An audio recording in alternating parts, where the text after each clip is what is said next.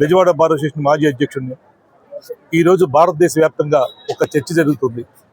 మన పిల్లలు ఢిల్లీలో తమ బాధను వ్యక్తీకరిస్తున్నారు.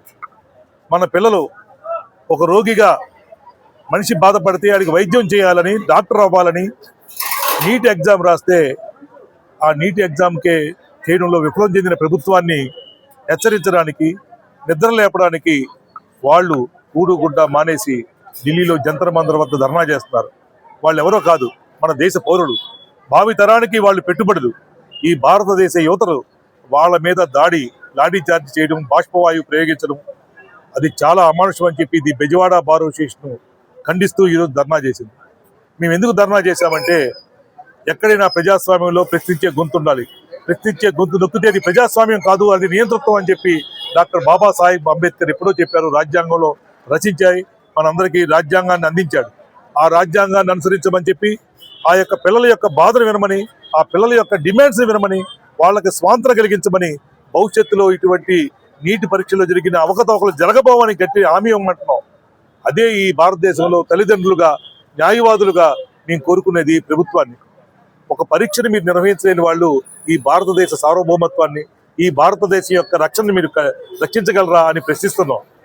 పిల్లలు మేము బాగా చదువుకున్నాం, మేము పరీక్ష రాస్తాం, మంచి పరీక్ష పెట్టండి, జాగ్రత్తగా పరీక్ష పెట్టండి, దీంట్లో లీక్ లేకుండా ప్రయత్నించాలని చెప్పి కోరితే అది తప్పు కాదు.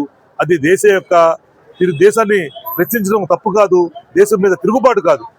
ఎందుకంటే ఈ ఆంధ్రప్రదేశ్లో తెలుగువారిగా మేము చెప్పేది ఏంటంటే, ఈ ఆంధ్రప్రదేశ్లో ఎస్ఎస్సీ ఎగ్జామ్ లీక్ అవుతేనే నల్లపరెడ్డి శ్రీనివాసులు రెడ్డి విద్యాశాఖ మంత్రిని తన యొక్క మంత్రివర్గంలో తీసేసిన నందమూరి తారక రామారావు గారు రిప్రజెంట్ చేసిన తెలుగుదేశం ఈ నేల ఇది.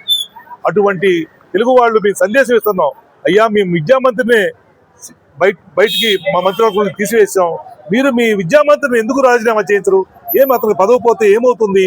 ఒక బాధ్యత వహించి రేపు పొద్దున భవిష్యత్తులో మంత్రివర్గంలో మీ సహచరులు జాగ్రత్తగా ఉంటారు కదా, ఇటువంటి ఎగ్జామ్ చేసినప్పుడు చాలా జాగరూకతతో వ్యవహరిస్తారు కదా, అది హెచ్చరికగా భావించి మిగతా మంత్రివర్గ సభ్యులు వాళ్ళ యొక్క బాధ్యతలు సక్రమంగా నిర్వర్తిస్తారు కదా. దయచేసి ప్రధానమంత్రి గారు మా మాట వినండి, విద్యార్థుల మాట వినండి, యువతరంగం మాట వినండి.